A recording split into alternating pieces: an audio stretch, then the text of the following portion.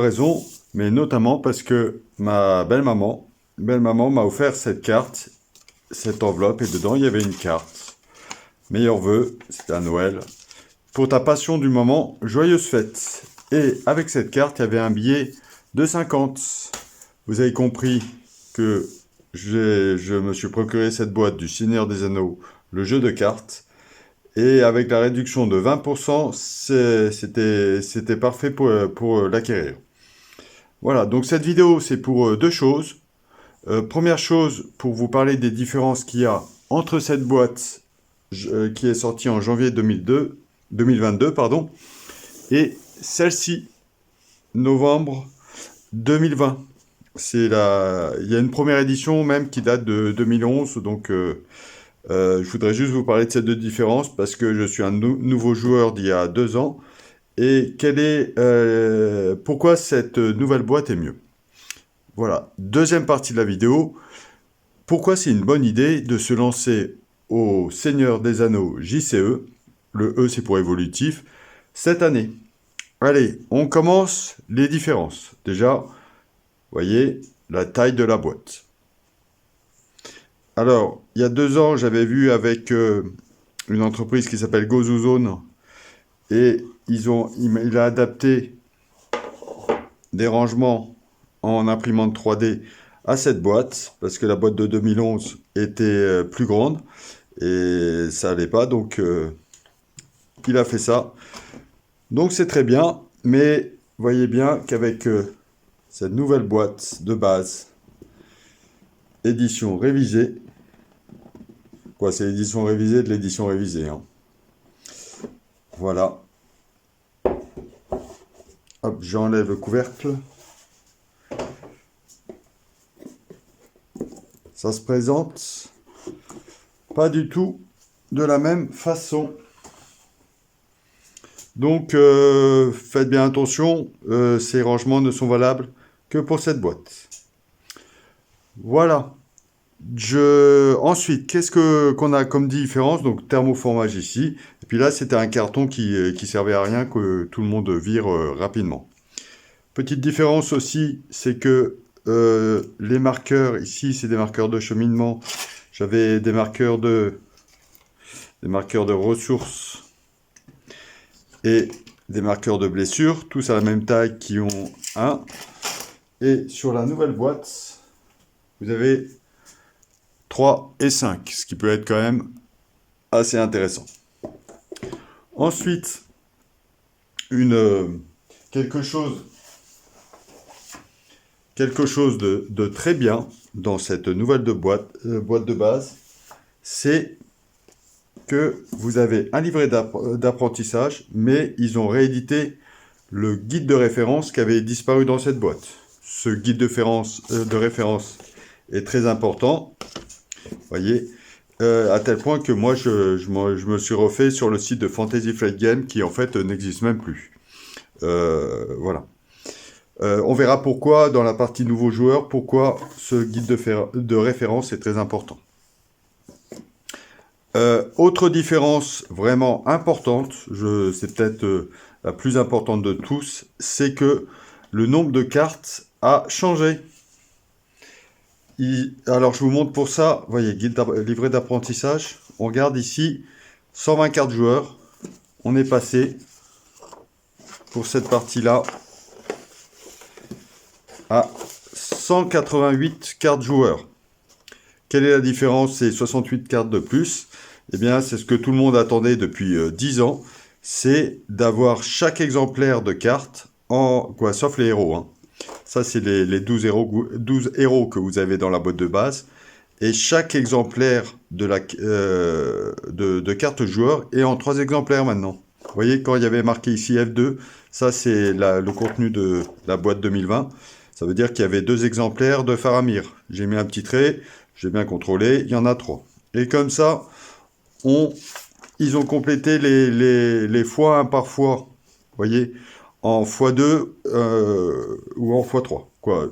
Toujours rajouter 2 cartes, c'est ça que je voulais dire, s'il n'y en avait qu'une, et une seule s'il y en avait 2. Voilà. Et ceci fait 68 cartes en plus. On arrive à 188 cartes. Il y avait 4 Gandalf au départ, maintenant il y en a 8. Voilà. Et ça vous permet, c'est très important, parce que d'avoir 3 cartes, parce qu'il y a des cartes qui sont très bien, comme dans la sphère connaissance Enamart Champ-Rivière, la sphère, je vous montre les sphères, voilà. La sphère énergie, il y a le courage inattendu, les salutations de Galadrim. Quand on commence ces cartes, alors celle-là, elle est toujours très importante, l'intendant du Gondor, dans la sphère commandement, et la feinte ici. Voilà. Ces cartes, vous vouliez les avoir en 3 exemplaires dans votre deck de 50 cartes. Donc maintenant, c'est possible. Il n'y a même plus à... En fait, vous aviez 2 solutions avant. Soit vous rachetiez une deuxième boîte de base pour avoir les cartes que vous vouliez en exemplaires suffisants. Soit vous faisiez des proxys. Donc c'est réglé ce problème. Ensuite, après, ça dépend des gens, mais tout de même moins important. Alors, je vais remettre en place mon cavalier du Rohan. Voilà. Moi, il y a une autre différence qui est apparue. C'est, je me remets comme ça. Voilà. Une autre différence qui est apparue, c'est, voilà. C'est 16 cartes avantage ou fardeau et c'est 3 cartes campagne qui n'existaient pas ici. En fait, cette boîte de base, avec les cartes joueurs, vous avez des cartes rencontres et 3 scénarios qui sont proposés. Donc, ces 19 cartes permettent de lier ces scénarios ensemble de façon plus ou moins, réussie, mais c'est proposé ici. Donc, ça fait 19 cartes en plus. Voilà, donc ça c'est vraiment pour les différences entre les 2 boîtes. Et la principale information, tout le monde s'accorde pour dire ça, c'est que les cartes sont en x3. Allez, je pose cette édition 2020.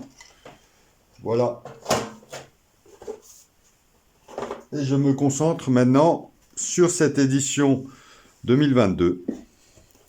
Et on parle de ce qu'il y a dedans et pourquoi c'est une bonne idée de commencer en 2022. Alors, premièrement, regardons ce qu'il y a comme carte ici. Une chose qui est bien, c'est que ce thermofor... J'ai juste fait un exemplaire, j'ai pas fini. Vous voyez, c'est ce qu'on appelle des protège-cartes. Quand vous faites des decks et que vous les mélangez, il y a... Quoi, tout le monde fait ça parce que vous abîmez vos cartes et puis c'est plus difficile de les mélanger. Même avec les protège-cartes, c'était pas vrai dans l'ancienne édition, vous pouvez poser vos cartes dedans. Donc moi j'ai choisi, je vous montre, je me suis fait plaisir, j'ai pris des katanas qui sont pas les moins chers, mais elles me conviennent. Donc des tailles standards 66 par 91, voilà, c'est de taille américaine je crois. Et pour les cartes du deck de rencontre, j'ai mis en fait c'est des sous-cartes, vraiment ajustées à la taille de la carte. C'est pour certains, ils mettent vous voyez, un protège-carte comme ça, avant d'avoir mis ça. Et celle-là, je vous dis, si c'est ça qui vous intéresse, bon, il y en a plein de sortes, hein. Mais c'est 64 par 89. Faites gaffe aux tailles parce qu'il y a des tailles japonaises pour les cartes Yu-Gi-Oh, je crois. Et c'est 2-3 mm d'écart sur les longueurs et les largeurs. Mais du coup, ça passe pas pareil. Voilà, donc c'est qu'une suggestion de protection. Je mets ça de côté. Alors, vous aurez besoin de ranger ces cartes. Ça, c'est les protections, c'est des cartons qui sont, quand les boîtes sont livrées, quand les cartes sont livrées, elles sont dans ce carton, j'ai juste déchiré. Ça permet de faire une première séparation. Vous voyez, 1, 2, 3, les 4 sphères. Ça, c'est les cartes de campagne et les cartes du deck de rencontre. Je pense que vous allez faire évoluer ce rangement. Je vous montre la solution que j'ai adoptée, moi. Voilà, c'est des cartes, ça se trouve facilement chez vos revendeurs locaux. c'est des cartons comme ça où vous pouvez ranger vos cartes. Alors, je vous mettrai aussi en description le lien d'un forum où, où vous avez une communauté active. Et puis notamment, vous pourrez, vous voyez, imprimer des feuilles que vous collez sur des cartons. Et ça vous fait des intercalaires sympas avec le nom du scénario. Voilà, ça c'est c'est pour les scénarios de la boîte de base. Voilà. Vous pouvez acheter des choses comme... Tiens, on va essayer. Je me rappelais plus que j'avais ça. Vous pouvez peut-être acheter des choses comme ça. Vous voyez, pour séparer. Bon, le problème, c'est que c'est de la taille de la carte, alors je sais pas si ça sépare bien. Donc, quoi, faites vos essais. C'est une partie du jeu de... Dans tous ces jeux de cartes, c'est une partie de jeu de trouver son mode de rangement. Voilà, donc je vous ai parlé de la boîte, des protections, et je vous montre un peu, quand vous aurez un peu regardé tout ça, forcément, peut-être le guide de référence vous fera un peu peur au début, et vous allez commencer très logiquement par le livret d'apprentissage. Alors il est bien fait, hein, c'est le même qu'avant. Il est bien fait ce livret d'apprentissage. Je vous remonte juste. Vous avez la sphère commandement. Avec les cartes qui sont ici. Alors c'est plus ça c'est les 12 héros des 4 sphères. Voilà, c'est le violet. Vous avez la sphère connaissance. Ce sont des cartes vertes. Ah oui, là, à la fin, j'ai mis vous voyez, les 8 Gandalf. Donc quand vous jouez à 4 joueurs, ça fait 2 chacun. Enfin, je ne pense pas qu'il y ait beaucoup de personnes qui jouent à 4 joueurs avec juste la boîte de base. Généralement, vous allez acheter d'autres paquets de cartes parce qu'on est très vite limité dans... déjà, il y a 188 cartes et pour jouer 4 decks de 50 cartes, il en faut 200. Donc, il en manque déjà 12. Voilà, ceci est la fin de ma digression. La sphère énergie et puis la sphère tactique. Alors, je ferai des vidéos d'explication de comment ça marche. Et puis, les premières choses que vous allez vous rendre compte, vous, en commençant à jouer un peu, c'est que chaque sphère a sa spécificité. Vous aurez le temps de voir tout ça. Voilà. Alors, vraiment, pourquoi commencer en 2022 ce jeu de cartes? C'est que de passer de 120 cartes à 188 cartes a quand même un immense avantage. C'est que les deux decks, j'essaie de les retrouver où ils sont. Peut-être, carte événement. Voilà.